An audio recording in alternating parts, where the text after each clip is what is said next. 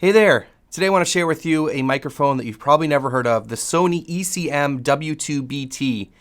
Yeah, I know, it's a tough name to, to remember, and maybe that's why I've never heard of it. Now, Sony makes some amazing audio products that I think gets often overlooked because of, well-known brands like Rode and stuff like that, and people will wind up using those more often. But I want to bring this one to your attention because it has some really neat features. So in this video, what I want to do is show you exactly what it comes with, what its features are, what it's compatible with, what it's comparable to, do some audio tests, and what I don't like about it, and also who might be interested in it. All right, so what does it come with? Well, obviously it comes with the transmitter and the receiver, and it comes with this little bracket that holds them together. Good for storage and to protect it. I don't know if I'll be using it, but what's nice is, the shoe on the bottom of the receiver can be a little bit fragile, so this does protect it really well. So it comes with this little bracket. Comes with a pouch here, kind of nice. USB cable, micro USB. Unfortunately, it's not USB-C. Bummed about that, but it's not the end of the world. But it does come with a cable. 3.5 millimeter cable, so you can plug this into any camera. And the last thing, which is super cool, is the wind muff, and I want to explain why this is so cool. So on the transmitter, here's the top of the transmitter. You can see it's got a plug for a lavalier mic or any kind of microphone really, and then this is the microphone that's built into the transmitter. And on the wind muff, it's got a fake plug on it that fits in. So when you put this in here, it is super secure and is not coming off. I just really think it's a clever system to get the wind muff attached. It covers the internal microphone very, very well and stays on really, really nicely. So let's get on to some of the features here on the transmitter and the receiver because there's a lot of cool stuff going on here. So we'll start with the receiver. Now the biggest thing about the receiver is that it's got this shoe on the bottom that attaches to the Sony cameras, and it allows power to go through to power this device, so you don't have to charge this. And it also allows audio to go through, so either analog or digital depending on what you want or which camera you're using. Now on this side here we got a couple of switches, starting with this one here, which is basically the power switch, but it also allows you to choose between digital and analog. And then over here is the microphone selection. Now, one of the coolest things about this, I keep saying that, but one of the cool features about this setup here is that there's a microphone obviously in the transmitter, but there's also a microphone in the receiver. So on the back of the receiver, you can see this microphone. And so what you can do is you can toggle between the microphone on the receiver, which would be the receiver setting, the microphone that's on or the audio that's coming from the transmitter, or you can mix the two together. Now, the thing that's kind of unfortunate about this is you can't adjust those levels in post. So you get what you get, it's already mixed together, but it allows you some flexibility, or if you just want to make sure if you're behind the camera and you want to switch it quickly and get your audio because the receiver or the transmitter is someone else, it allows you to have that function as well. Over on this side here, this is the mic out, so this will allow you to plug this into any camera using a 3.5 millimeter plug, and this is the USB charging on this side. And that is the whole receiver. Let's talk about the transmitter. Transmitter, it's got a nice clip on the back. Over here we have an on-off switch, so pretty standard. We have attenuation, so it'll attenuate either 10 dBs or 20 dBs. So this is for turning the audio down, and this is a very hot microphone, so we'll get into that a little bit later. We have the micro USB charging on this side, and on the top we have the plug here to plug in a microphone like a lavalier mic, but you can plug in any microphone, the internal microphone, and then there's two indicator lights on the front here. One is for making you can see if it's charged and if it's turned on, and the other one is to make sure that it's connected, the link LED. So basically that's what you get when you buy this, and basically what all the physical things on it look like. All right, so I'm gonna put this on the A7 IV here to show you what it looks like. It just slides on like it would for any accessory really. It does have it clicks a little bit when it goes on, but there's nothing to like tighten it down. But it does feel pretty secure and it's pretty minimal, which is nice, and of course no cables, which I absolutely love. Now, which cameras is this compatible with? I'd say pretty much any Sony camera it'll work with. The limitations are if it works with digital audio and if it can transfer power from the camera to the receiver. Now the cameras it's most compatible with and for those features are going to be all the newer Sony cameras like the A7R4, A7S3, the A7 IV, the A1, the ZV-E10, the A9 II, and the A7C.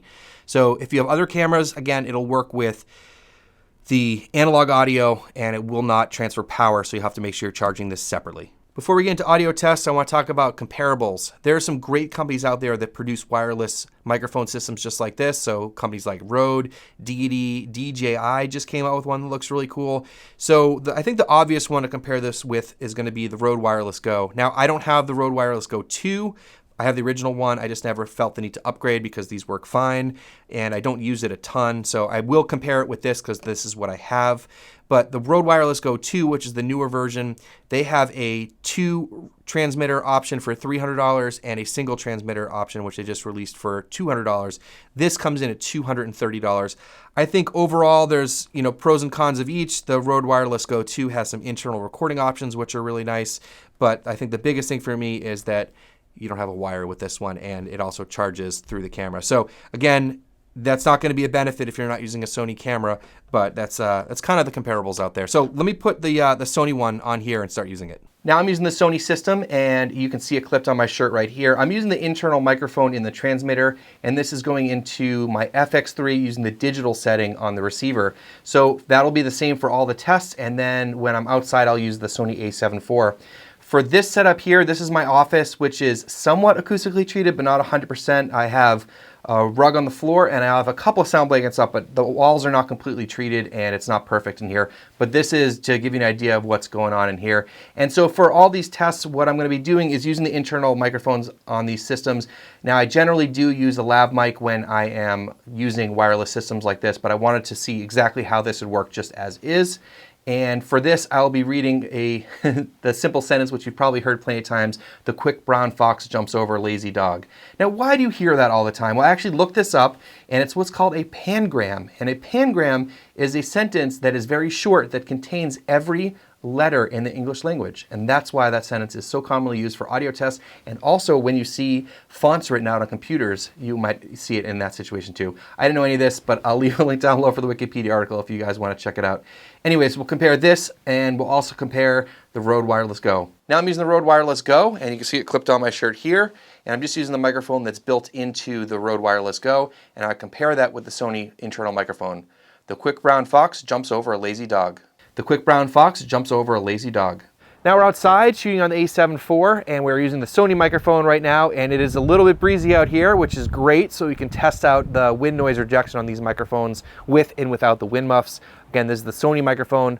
Now I'm using the Rode Wireless Go with no wind muff, and this is how this microphone sounds, and also hear how it does in the wind. The quick brown fox jumps over a lazy dog. The quick brown fox jumps over a lazy dog.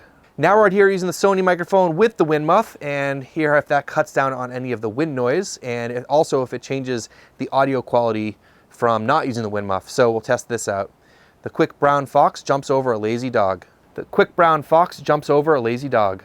Now I have the wind muff on the Rode Wireless Go, and this is what that sounds like. Curious how it handles the wind noise and also how it changes the audio without the wind muff. But just to give you a sense of changing all the variables here, this is the Rode Wireless Go with the wind muff. The quick brown fox jumps over a lazy dog. The quick brown fox jumps over a lazy dog.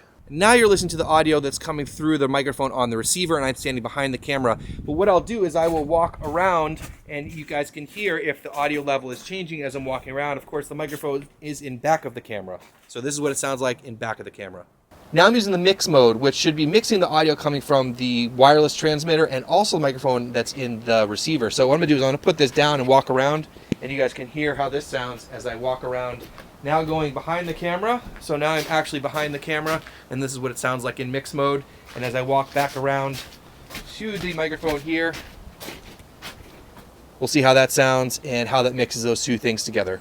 Now I'm out here to do a little bit of a range test. The camera's up on the deck here, and I'm gonna walk down the hill, and you guys can see if the audio drops at all. I don't know if in a situation you have to be much further than this, but let's give it a shot. As I walk down the hill, the microphone is on my chest here, and my back will be towards the camera, so you'll see if it'll drop out that way. So you might be able to see that we got a little bit of snow. We got a little bit of snow and ice yesterday, which is pretty rare here in Raleigh, North Carolina.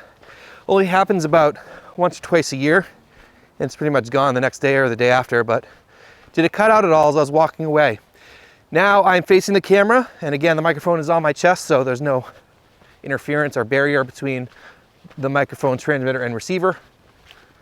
And hopefully the audio is sounding pretty good. This is a range test for the Sony microphone. After doing those audio comparisons, here are my takeaways. I think the Sony had a slightly better audio quality overall. I like the sound and tone of my voice, and that was just my voice and my opinion. But one thing that was a little bit concerning for me is it seemed to have a slightly higher noise floor than the Go does. And so that kind of bothered me. Now, I have to test this in more situations to see if that's actually going to be an issue or not. And I don't have the Go 2, as I mentioned earlier, to compare to, but that's just what I found so far here. One thing that's really tricky about this is that when you plug this receiver into your camera, you cannot adjust the audio level whatsoever. So usually you can adjust the audio settings in your camera when you plug in a microphone. This you cannot. The only thing you can change, as I mentioned earlier, is that attenuation level. And this is a very hot microphone, meaning it has a lot of gain. So even when I had the attenuation at 20 dB, meaning I had this thing turned all the way down, it was just slightly peaking. It was just at that cusp there. So you got to keep that in mind. Maybe if you use a lav mic that has less gain, or if you just keep the microphone a little bit further away from your mouth, or just keep that in mind. But that's something you really want to consider, is that this thing has a lot of gain and it can easily clip, so you want to keep that in mind.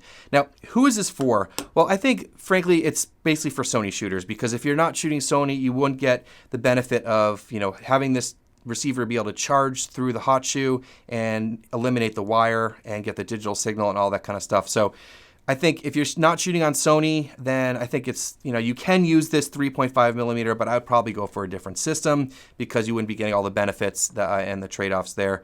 One really specific case would be like the FX6. I think, you only have 2 audio inputs on that camera. You have 2 XLRs, but you do have that hot shoe on the top. So if you did put this on the top of that camera, you'd get a third audio source, which is kind of cool. I think for stuff like, mirrorless cameras, it's great. And something that I really love is that when you pop this on, you're really simplifying your kit. You're lowering that friction, and it just gets you to start recording and creating content quicker. I don't need to charge this. I don't need that cable. I just need to charge the transmitter, and this pops on, ready to go. I think that's really, really cool. I think another option is for cameras like the ZV-1, this will pop on, and here you go. Like, this is a super small, simple setup for wireless audio. No cables, no nothing. The one thing about the ZV-1 is it doesn't support the power getting to this, and also the digital signal. But you can use this with the analog signal through the hot shoe, and it works. So there's a lot of great options out there. Again, there's no perfect system, but I think this is a really cool thing that Sony offers that most people are not aware of, and I wanted to make it aware to you guys in case you're considering picking one of these up. Go check it out. There'll be a link down below, and hopefully you guys found this helpful. And if you did, please consider hitting subscribe. Otherwise, thanks for watching, and we'll see you in the next one.